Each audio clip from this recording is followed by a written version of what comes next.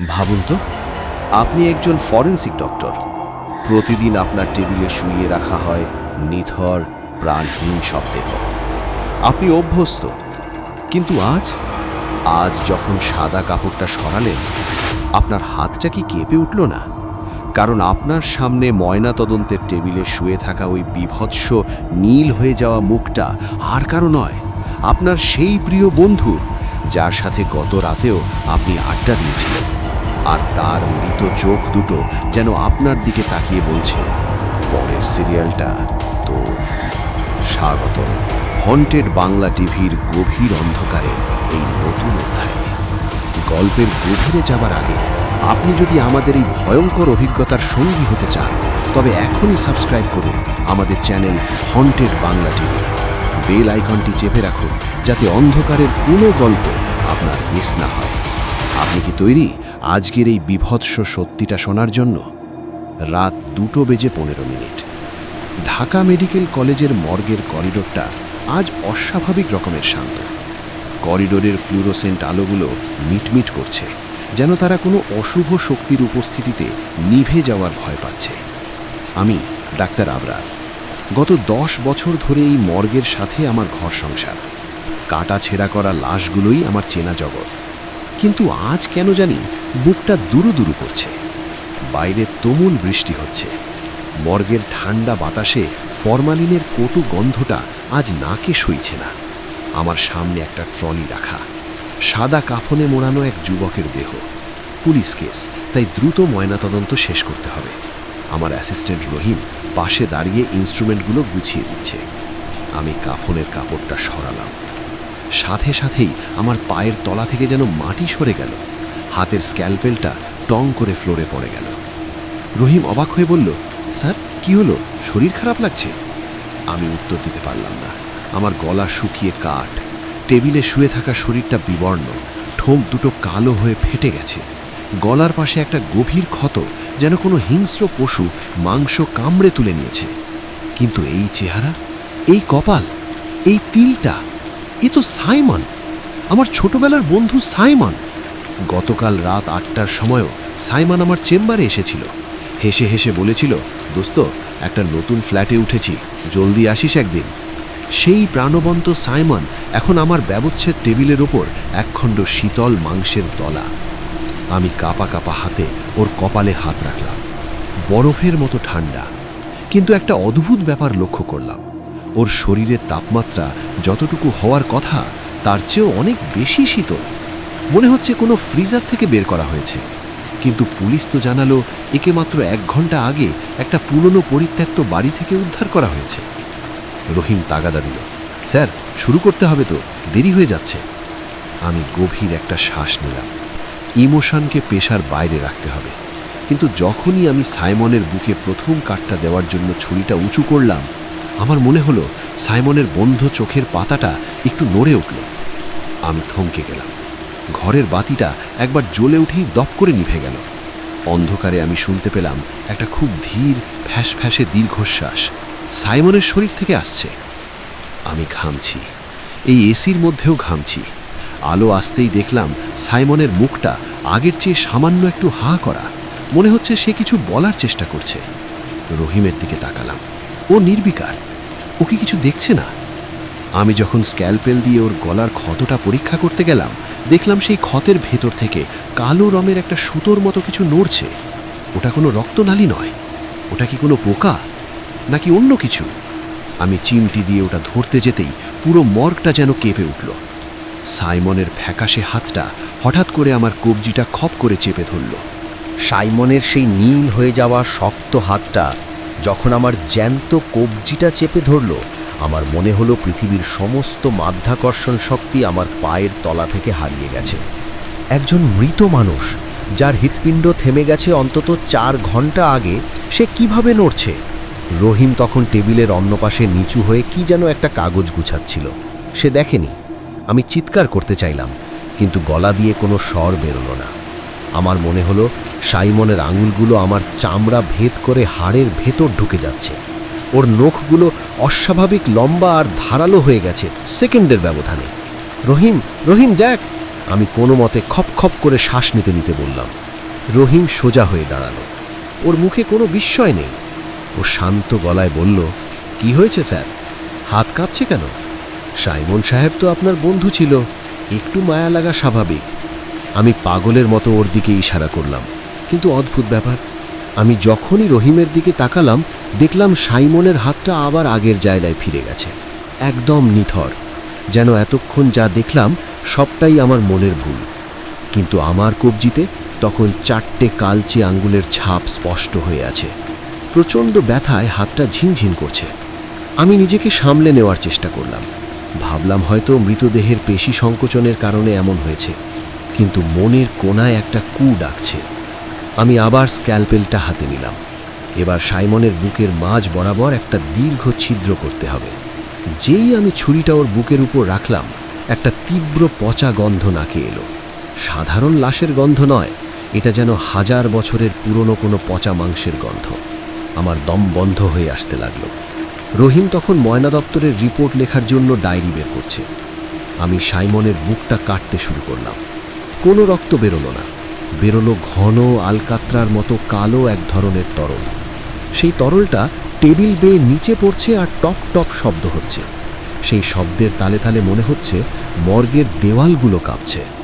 হঠাৎ সাইমনের গলার সেই ক্ষতটা আবার নড়ে উঠল। আমি খুব সাবধানে ফরসেপ দিয়ে সেই কালচে সুতোর মতো জিনিসটা টেনে বের করতে গেলাম। সেটা বেরোচ্ছে তো বেরোচ্ছেই, কোনো শেষ নেই। মনে হলো সাইমনের পেটের ভেতর থেকে কয়েক হাত লম্বা কোনো এক অদ্ভুত পরজীবী বা শিকড় বের হয়ে আসছে।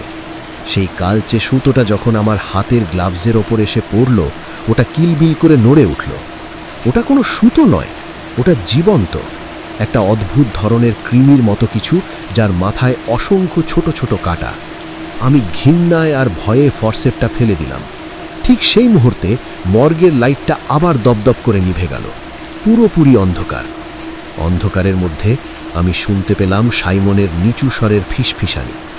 আবরার, আমাকে কাটছিস কেন? খুব লাগছে তো? আমার মেরুদণ্ড দিয়ে একটা শীতল স্রোত বয়ে গেল। সাইমনের কণ্ঠস্বর একদম পরিষ্কার, কিন্তু সেটা কোনো মানুষের গলার মতো শোনাচ্ছে না।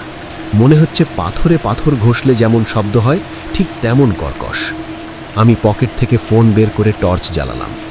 টর্চের আলো সাইমনের মুখের ওপর পড়তেই আমি যা দেখলাম তার জন্য আমি প্রস্তুত ছিলাম না।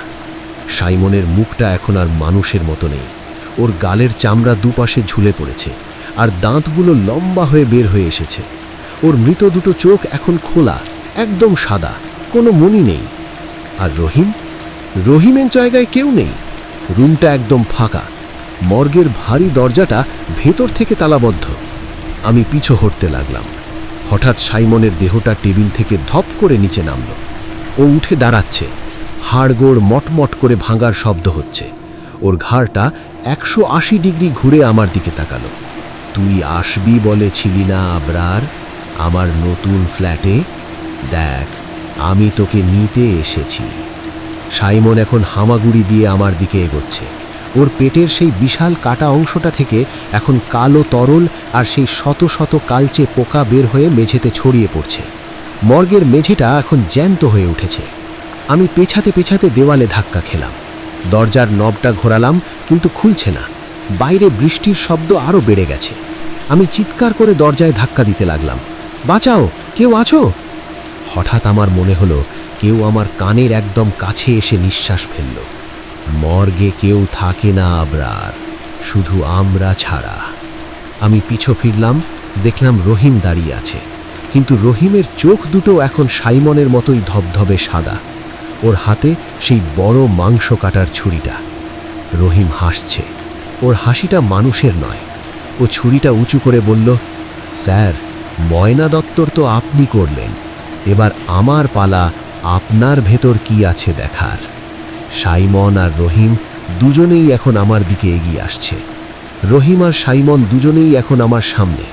একজনের হাতে ময়না দত্তরের ধারালো ছুরি, আর অন্যজন একটা জ্যান্ত লাশের মতো হাড়গোড় মটমট করে এগিয়ে আসছে। আমার মস্তিষ্ক কাজ করা বন্ধ করে দিয়েছে। পেছাতে পেছাতে আমি দেওয়ালের এক কোণায় সেটে গেলাম। আমার হৃৎপিণ্ডের শব্দ যেন কানে তালা লাগিয়ে দিচ্ছে। রহিম ছুরিটা নিয়ে ধীর পায়ে এগিয়ে আসছে। ওর হাসিতে কোনো মনুষ্যত্ব নেই। সাইমন তখন মেঝেতে হামাগুড়ি দিচ্ছে। ওর পেট থেকে সেই কালো সুতোর মতো পোকাগুলো কিলবিল করে মেঝেতে ছড়িয়ে পড়ছে। একটা পোকা আমার জুতার উপর উঠে এলো। আমি পা ঝাড়া দিয়ে ওটা সরিয়ে দিলাম, কিন্তু তার বদলে আরও ডজন খানেক পোকা আমার প্যান্টের ওপর উঠতে শুরু করলো। আবরার, পালাচ্ছিস কেন? আমরা তো বন্ধুই, তাই না? সাইমনের কণ্ঠস্বরটা এখন যেন মাটির নিচ থেকে উঠে আসা কোনো গুম গুম শব্দ। আমি মরিয়া হয়ে পাশের একটা স্টিলের ট্রলি ধাক্কা দিয়ে ওদের দিকে ঠেলে দিলাম। ট্রলিটা সাইমনের গায়ের ওপর গিয়ে পড়ল, কিন্তু ওর কোনো বিকার নেই। ও লোহার ট্রলিটা তুড়ি মেরে একপাশে সরিয়ে দিল, যেন ওটা কোনো প্লাস্টিকের খেলনা। ঠিক তখন মর্গের এক কোণায় রাখা একটা পুরনো আলমারি থেকে খটখট শব্দ হতে শুরু করলো। আমি দেখলাম আলমারির পাল্লাটা ধীরে ধীরে খুলছে। সেখান থেকে বের হয়ে এলো আরও একটা সাদা কাপড়ে মোড়ানো দেহ। আমি জানি ওটা কার। ওটা গত পরশু রাতে সড়ক দুর্ঘটনায় মারা যাওয়া এক অজ্ঞাত পরিচয় বৃদ্ধের লাশ। সেই বৃদ্ধের লাশটাও এখন ট্রলি থেকে নামছে। তার মানে কি এই মর্গের প্রতিটি মৃতদেহ এখন জ্যান্ত হয়ে উঠছে? আমার মনে হলো আমি কোনো দুঃস্বপ্নের ভেতর আটকে গেছি, কিন্তু কবজির সেই কালচে ছাপ আর প্রচণ্ড ব্যথা মনে করিয়ে দিচ্ছে এটা কোনো স্বপ্ন নয়। রহিম ছুরিটা উঁচু করে হঠাৎ থমকে দাঁড়ালো। ওর মাথাটা একপাশে কাত করেও যেন কিছু শোনার চেষ্টা করছে। শুনতে পাচ্ছিস আবরার? রহিম ফিসফিস করে বলল। ওরা ডাকছে। যারা এই ঘরের দেওয়ালের ভেতরে আটকে আছে তারা তোর রক্ত চাইছে। হঠাৎ করিডোরের ওপর থেকে একটা বিকট চিৎকার শোনা গেল। হাসপাতালের গার্ড কি তবে চলে এসেছে? আমি চিৎকার করে বলতে চাইলাম, বাঁচাও, এখানে কেউ আছে, কিন্তু আমার মুখ দিয়ে কোনো শব্দ বেরোলো না। আমার গলাটা যেন কেউ অদৃশ্য হাত দিয়ে টিপে ধরেছে। সাইমন এখন আমার একদম কাছে। ওর শরীর থেকে সেই পচা মাংসের উৎকট গন্ধটা আমার নাকে মুখে ঝাপটা দিচ্ছে। ও ওর পছন্দ ধরা হাতটা বাড়িয়ে আমার গলার কাছে ধরল। ওর নখগুলো এখন আমার চামড়া ছুঁয়ে যাচ্ছে। তোর ভেতরে যে প্রাণটা আছে ওটা খুব দরকার দোস্ত, সাইমন বলল। ঠিক সেই মুহূর্তে মর্গের ছাদের একটা টিউব লাইট বিস্ফোরিত হয়ে ভেঙে পড়ল। আগুনের ছোট ছোট ফুলকি চারদিকে ছড়িয়ে পড়ল। সেই আলোতে আমি দেখলাম সাইমনের ছায়াটা দেয়ালে পড়ছে না। সাইমন আমার সামনে দাঁড়িয়ে আছে, কিন্তু ওর কোনো ছায়া নেই। রহিমেরও কোনো ছায়া নেই। তার মানে কি এরা মানুষ নয়, নাকি এরা ভ্রম? আমি আমার পকেটে থাকা লাইটারটা বের করলাম। ফরেনসিক ল্যাবে কাজ করার সময় আমরা মাঝে মাঝে স্পিরিট ল্যাম্প চালাই। আমার পকেটেই ছোট একটা স্পিরিটের বোতল ছিল। আমি হাত বাড়িয়ে স্পিরিটটা সাইমনের গায়ের ওপর ছিটিয়ে দিয়ে লাইটারটা জ্বালিয়ে দিলাম। মুহূর্তের মধ্যে সাইমনের শরীরে নীলচে আগুন ধরে গেল। ও এক বীভৎস আর্তনাদ করে পেছাতে লাগলো। ওই আগুনের শিখায় আমি দেখতে পেলাম রহিম আর ওই অজ্ঞাত লাশটাও পিছিয়ে যাচ্ছে। এরা আগুনকে ভয় পায়। আমি সুযোগটা হাতছাড়া করলাম না। পাশের একটা জানালার কাঁচ ভাঙার জন্য অক্সিজেন সিলিন্ডারটা তুলে নিলাম। সজোরে জানালার কাঁচে আঘাত করতেই সেটা চুরমার হয়ে ভেঙে গেল। বাইরে তখন ঝড়ো হাওয়া আর বৃষ্টি। আমি জানালার কার্নিস ধরে ঝুলে পড়লাম। নিচে তাকালাম, এটা 3 তলা। নিচে পড়লে হাত পা ভাঙা নিশ্চিত, কিন্তু ওই ঘরের ভেতর থাকার চেয়ে নিচে পড়া অনেক ভালো। পেছন থেকে রহিম চিৎকার করে উঠল, পানাতে পারবি না আবরার, তুই অলরেডি আমাদের একজন হয়ে গেছিস। তোর রক্তে এখন আমাদের বিষ মিশে গেছে। আমি নিচে লাফ দিলাম। পড়ার মুহূর্তে আমি দেখতে পেলাম জানালার গ্রিল ধরে সাইমন দাঁড়িয়ে আছে। ওর অর্ধেক শরীর আগুনে পুড়ছে, কিন্তু ও হাসছে। ওর সেই সাদা চোখ দুটো যেন আমার পতনের দৃশ্যটা উপভোগ করছে। মাটিতে আছড়ে পড়ার ঠিক আগের মুহূর্তে আমি একটা প্রচণ্ড ঝাঁকুনি অনুভব করলাম। তারপর সব অন্ধকার। পতনের সেই প্রচণ্ড আঘাতে আমার জ্ঞান হারানোর ঠিক আগের মুহূর্তে মনে হয়েছিল শরীরের প্রতিটি হাড় বুঝি চূর্ণ বিচূর্ণ হয়ে গেছে। বৃষ্টির ঠান্ডা পানি মুখে পড়তেই আমি চোখ মেলে তাকালাম। অন্ধকার আকাশ আর ওপরের সেই মর্গের ভাঙা জানালা দিয়ে নীলচে আগুনের আভা দেখা যাচ্ছে। আমি ঘাসের উপর পড়ে আছি। অদ্ভুতভাবে আমার হাড় ভাঙেনি, কিন্তু সারা শরীর অবশ হয়ে আছে। আমি ওঠার চেষ্টা করলাম, কিন্তু পারলাম না। আমার ডান হাতের সেই 4টে আঙুলের ছাপ এখন আগুনের মতো জ্বলছে। কালচে দাগগুলো এখন কেবল দাগ নেই, সেগুলো যেন আমার শিরার ভেতর দিয়ে সাপের মতো ওপরের দিকে উঠছে। আবরার, ডাক্তার আবরার! দূর থেকে কার যেন চিৎকার শুনতে পেলাম। হাসপাতালের নাইট গার্ড রফিক টর্চ নিয়ে দৌড়ে আসছে। টর্চের আলো আমার মুখে পড়তেই ও থমকে দাঁড়ালো। স্যার, আপনি এখানে? 3 তলা থেকে পড়লেন কি করে? রফিক আমাকে ধরতে এলো। আমি কোনো মতে হাঁপাতে হাঁপাতে বললাম, রফিক, ওপরে সাইমন, রহিম, ওরা পাগল হয়ে গেছে। ওরা লাশ নয়, ওরা শয়তান। রফিক অবাক হয়ে আমার দিকে তাকালো। স্যার, কি বলছেন এসব? ওপরে তো কেউ নেই। আমি তো মাত্র মগ থেকে ঘুরে আসলাম। রহিম তো আজ ডিউটিতেই আসেনি, ওর মায়ের শরীর খারাপ বলেও ছুটি নিয়েছে। আমি স্তব্ধ হয়ে গেলাম। রহিম আসেনি? তাহলে এতক্ষণ আমার সাথে কে ছিল? কে ওই লাশ কাটছিল? রফিক আমাকে ধরে তুলল। আমি টলতে টলতে বললাম, তাহলে সাইমনের লাশটা, ওই পরিত্যক্ত বাড়ি থেকে আনা সেই বডিটা কোথায়? রফিক উত্তর দিল, স্যার, আজ তো কোনো পুলিশ কেসই আসেনি। আপনি বোধহয় খুব ক্লান্ত চেয়ারে বসে ঘুমিয়ে পড়েছিলেন। আমি যখন মর্গে ঢুকলাম, দেখলাম আপনি জানালার কাছে দাঁড়িয়ে বিড়বিড় করছেন আর হঠাৎ নিচে লাফ দিলেন। আমার মাথায় যেন বাজ পড়ল। রফিক যা বলছে তা যদি সত্যি হয়, তবে আমার চোখের সামনে যা ঘটল তাকেই ছিল। ওই বিভৎস পচা গন্ধ, সাইমনের সেই হাড় হিম করা কণ্ঠস্বর আর আমার হাতের এই বিষাক্ত ক্ষত, সব কি তবে মনের ভুল? আমি আমার ডান হাতের দিকে তাকালাম। রফিকের টর্চের আলোয় দেখলাম আমার হাতে কোনো দাগ নেই, একদম পরিষ্কার চামড়া। কিন্তু আমি তো ব্যথা অনুভব করছি। আমি তো অনুভব করছি সেই কালো পোকাগুলো আমার চামড়ার নিচে কিলবিল করছে। রফিক আমাকে হাসপাতালের ইমার্জেন্সিতে নিয়ে যেতে চাইল, কিন্তু আমার মন বলছে এখানে বড় কোনো রহস্য লুকিয়ে আছে। আমি রফিকের হাত ঝাড়া দিয়ে সরিয়ে দিলাম। আমি ঠিক আছি রফিক, তুমি যাও, আমি একটু একা থাকতে চাই। রফিক ইতস্তত করে চলে গেল। আমি একা বৃষ্টির মধ্যে দাঁড়িয়ে হাসপাতালের পেছনের ওই অন্ধকার বাগানটার দিকে তাকালাম। ঠিক তখনই আমার কানে এলো একটা খুব চেনা সুর। সাইমন এই সুরটা খুব গুনগুন করত যখন আমরা কলেজে পড়তাম। সুরটা আসছে হাসপাতালের মর্গের পেছনের সেই ছোট্ট মালিঘরটা থেকে। আমি ধীর পায়ে সেদিকে এগোতে লাগলাম। প্রতিটি কদমে আমার মনে হচ্ছিল কেউ আমাকে পেছন থেকে দেখছে। মালিঘরের দরজাটা সামান্য খোলা, ভেতরে একটা টিমটিমে হারিকেন জ্বলছে। আমি উকি দিলাম। ঘরের মেঝেতে কেউ বসে আছে, পিঠ ফেরানো, কিন্তু ওর গায়ের সেই নীল শার্টটা, ওটা তো সাইমনের। সাইমন, আমি খুব নিচু স্বরে ডাকলাম। মানুষটা নড়ল না, কিন্তু ওর ঘাটটা আগের মতো সেই 180 ডিগ্রি ঘুরে গেল, মটমট শব্দ করে। ওর মুখটা অন্ধকারে দেখা যাচ্ছে না, শুধু সেই ধবধবে সাদা চোখ দুটো জ্বলছে। আবলার, রফিককে বিশ্বাস করিস না, ও তো 1 সপ্তাহ আগেই মারা গেছে। আমার শরীর দিয়ে হিমস্রোত বয়ে গেল। রফিক মারা গেছে? কিন্তু মাত্রই তো ও আমার সাথে কথা বলল। আমি পেছনে তাকালাম। বাগানের রাস্তায় কেউ নেই, শুধু রফিকের ফেলে যাওয়া সেই টর্চটা মাটিতে পড়ে আছে, আর ওটা থেকে কোনো আলো বেরোচ্ছে না। ওটা একটা ভাঙা মরিচা ধরা পুরনো টর্চ, যা হয়তো বছরের পর বছর ধরে এখানে পড়ে আছে। আমি বুঝতে পারলাম আমি এই হাসপাতালের বাস্তব জগতে নেই। আমি ঢুকে পড়েছি কোনো এক সমান্তরাল অন্ধকারে, যেখানে মৃতরা জীবিত আর জীবিতরা মৃত। হঠাৎ মালিঘরের ভেতরে সেই হারিকেনটা নিভে গেল। সাইমনের সেই কর্কশ হাসিটা আবার শুনতে পেলাম। খেলা তো মাত্র শুরু হলো দোস্ত, ময়নতত্ত্ব তো অর্ধেক রয়ে গেছে। তোর হৃৎপিণ্ডটা কি এখনো ধুকপুক করছে? চল, মেপে দেখি। অন্ধকারের ভেতর থেকে শত শত কালো হাত দেওয়াল ভেদ করে বেরিয়ে এলো আমার দিকে। মালিঘরের সেই গা ছমছমে অন্ধকার আর শত শত কালো হাতের হাতছানি আমাকে পাগল করে দিচ্ছিল। আমি বুঝতে পারলাম আমি যে জগৎকে বাস্তব ভাবছি তা আসলে এক নিশ্ছিদ্র মায়া। আমার চারপাশের বাতাস এখন ভারী হয়ে এসেছে, যেন প্রতিটা নিঃশ্বাসের সাথে আমি মৃত্যুকেই গ্রহণ করছি। সেই কালো হাতগুলো যখন আমার দিকে এগিয়ে আসছিল, আমি উল্টো দিকে দৌড়াতে শুরু করলাম। বৃষ্টির পানি আমার চোখে মুখে ঝাপটা দিচ্ছে, কিন্তু সেই পানিতে এখন আর শীতলতা নেই, ওটা যেন গরম রক্তের মতো চটচটে। আমি হাসপাতালের মেইন বিল্ডিংয়ের দিকে না গিয়ে হাসপাতালের পেছনের সেই পুরনো কবরস্থানের দিকে ছুটলাম। কেন জানি মনে হলো ওই খোলা জায়গাটায় গেলে হয়তো আমি নিঃশ্বাস নিতে পারবো। দৌড়াতে দৌড়াতে আমি পেছনে তাকালাম, দেখলাম সাইমন আর রফিক দুজনেই এখন পাশাপাশি দাঁড়িয়ে আমার দিকে তাকিয়ে আছে।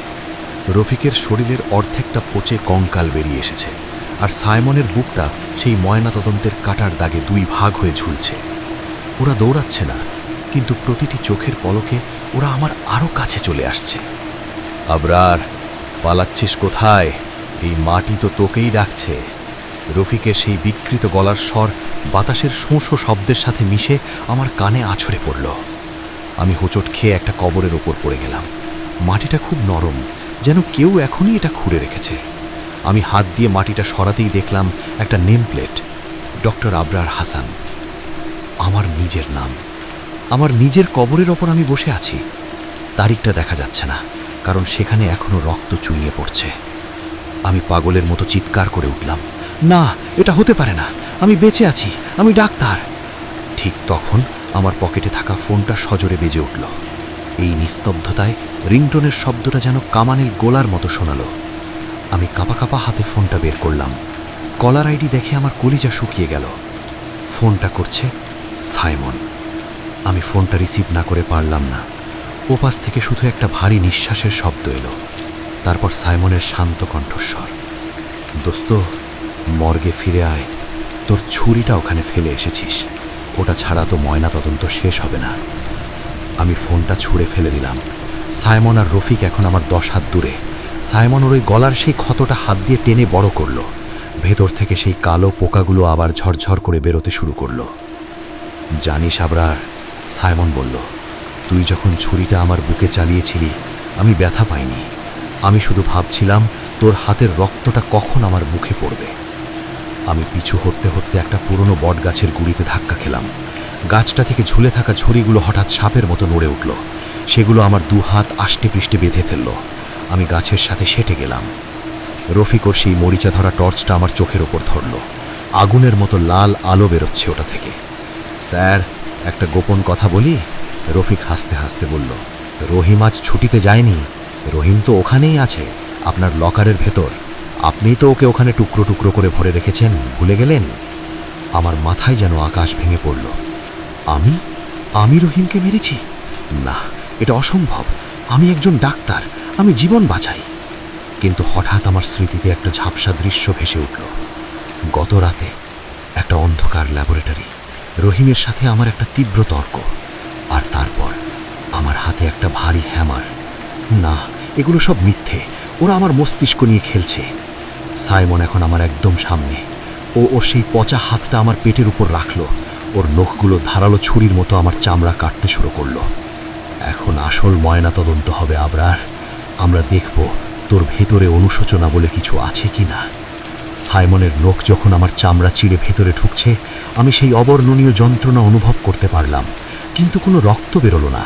বেরোতে লাগলো সেই একই কালো তরল আর শত শত জীবন্ত পোকা। আমার শরীর এখন আমার নিজের নয়। আমি কি তবে সত্যি মরে গেছি?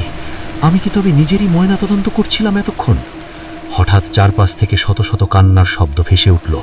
কবরের নিচ থেকে হাত বেরিয়ে আসছে। পুরো কবরস্থানটা যেন জ্যান্ত হয়ে উঠছে। বটগাছের সেই ঝুড়িগুলো এখন সাপের মতো আমার গলা পেঁচিয়ে ধরছে। সাইমন আর রফিকের বিকৃত মুখগুলো আমার চোখের সামনে দুলছে। যন্ত্রণায় আমার চোখ ফেটে জল বেরিয়ে এলো, কিন্তু সেই জলও দেখি টকটকে লাল, রক্ত। তুই কি ভুলে গেছিস আবরার? সাইমন ওর মুখটা আমার কানের কাছে নিয়ে এলো। ও ঠান্ডা নিঃশ্বাস যেন হিমবাহের মতো আমার চামড়া পুড়িয়ে দিচ্ছে। সেই রাতটার কথা মনে কর, যখন তুই ল্যাবে একা ছিলি। রহিম যখন দেখলো তুই নিষিদ্ধ ড্রাগ নিয়ে পরীক্ষা করছিস, ও তো তোকে আটকাতে চেয়েছিল, তাই না? আমার মস্তিষ্কের ভেতরে যেন একটা বিস্ফোরণ ঘটল। একটা ঝাপসা স্মৃতি প্রবল বেগে ফিরে এলো। হ্যাঁ, সাদা অ্যাপ্রন কওয়া আমি, হাতে একটা ভারী অক্সিজেন সিলিন্ডার, আর মেঝেতে পড়ে থাকা রহিমের ছটফট করা শরীর। আমি কি তবে সত্যি খুনি? আমি কি উন্মাদ হয়ে গেছি? আমি জানি না, আমি কিছু করিনি। আমি চিৎকার করতে চাইলাম, কিন্তু গলা দিয়ে শুধু রক্তের বুদবুদ বেরোলো।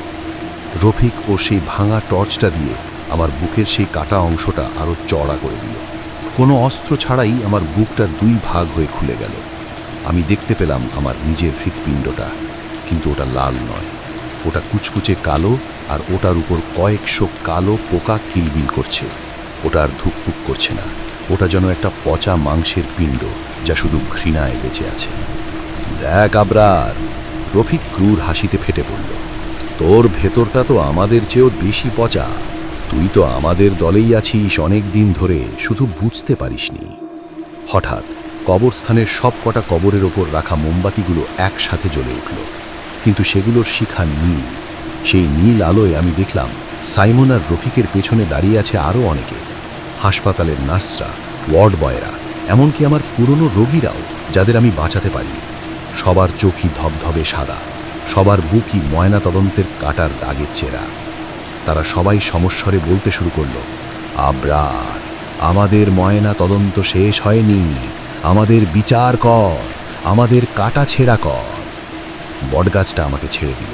আমি ধপ করে মাটিতে পড়ে গেলাম। আমার নিজের বুকের সেই বিশাল গর্তটা হাত দিয়ে চেপে ধরার চেষ্টা করলাম, কিন্তু আমার হাতটা ভেতরে ঢুকে গেল। আমি নিজেরই পাঁজরগুলো ছুঁতে পারছি, হাড়গুলো পিচ্ছিল আর আঠালো। এবার সাইমন মাটিতে বসে আমার মুখোমুখি হলো। ওর চোখের সেই সাদা মণি দুটো হঠাৎ কালো হতে শুরু করলো। ও বলল, তোর জন্য একটা সারপ্রাইজ আছে আবরার। মর্গে যে লাশটা ছিল ওটা তো আমি ছিলাম না, ওটা ছিল তোর নিজের ছায়া। তুই যাকে কাটছিলি সে ছিল তোর বিবেক। আমি টলটলতে উঠে দাঁড়ালাম। চারপাশটা যেন দুলছে। হঠাৎ হাসপাতালের সেই সাইরেনটা আবার বেজে উঠল, কিন্তু এবার সাইরেনটা মানুষের কান্নার মতো শোনাচ্ছে। আমি দৌড়াতে শুরু করলাম। গন্তব্য সেই মর্গ। আমাকে দেখতেই হবে লকারের ভেতর কি আছে। আমি কি সত্যি রহিমকে মেরেছি? দৌড়াতে দৌড়াতে যখন আমি হাসপাতালের করিডোরে ঢুকলাম, দেখলাম দেওয়ালগুলো দিয়ে রক্ত চুইয়ে পড়ছে। লিফটটা খুলতেই ভেতর থেকে একদলা কালো ধোঁয়া আর পচা মাংসের স্তূপ বের হয়ে এলো। আমি সিঁড়ি দিয়ে ওপরে উঠতে লাগলাম। প্রতিটা ধাপে মনে হচ্ছে কেউ আমার গোড়ালি চেপে ধরছে। 3 তলায় পৌঁছে আমি মর্গের দরজার সামনে দাঁড়ালাম। দরজাটা এখন সামান্য খোলা।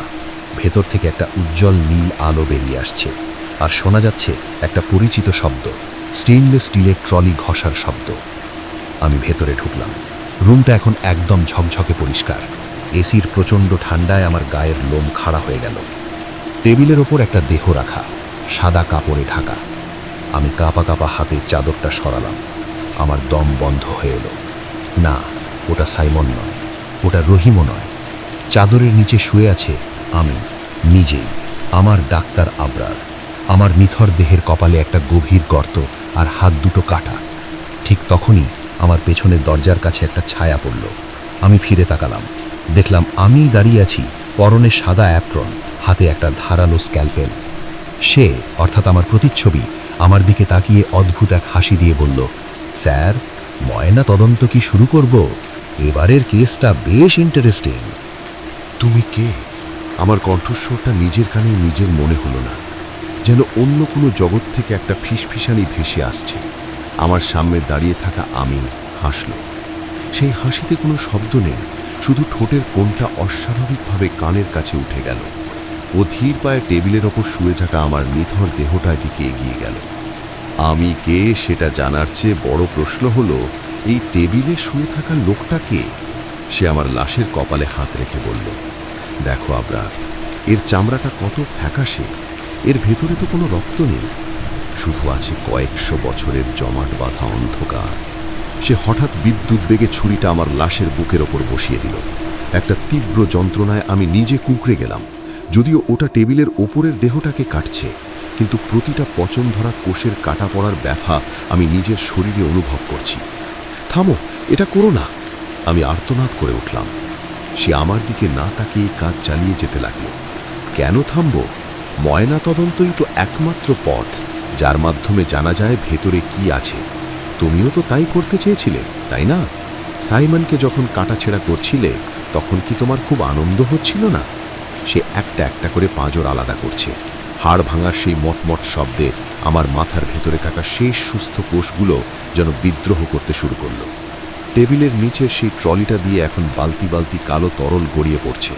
সেই তরলের ভেতর থেকে হাজার হাজার কালো পোকা মেঝেতে ছড়িয়ে পড়ে এখন রুমের দেয়ালে উঠতে শুরু করেছে। হঠাৎ সে থেমে গেল। সে সাইমনের মতো করেই 180 ডিগ্রি ঘাড় ঘুরিয়ে আমার দিকে তাকালো। আবরার, তুমি কি জানো তোমার ভেতরে কোনো হৃৎপিণ্ড নেই? আমি তো খুঁজে পাচ্ছি না। আমি অবিশ্বাসে নিজের বুকের বাম পাশে হাত দিলাম।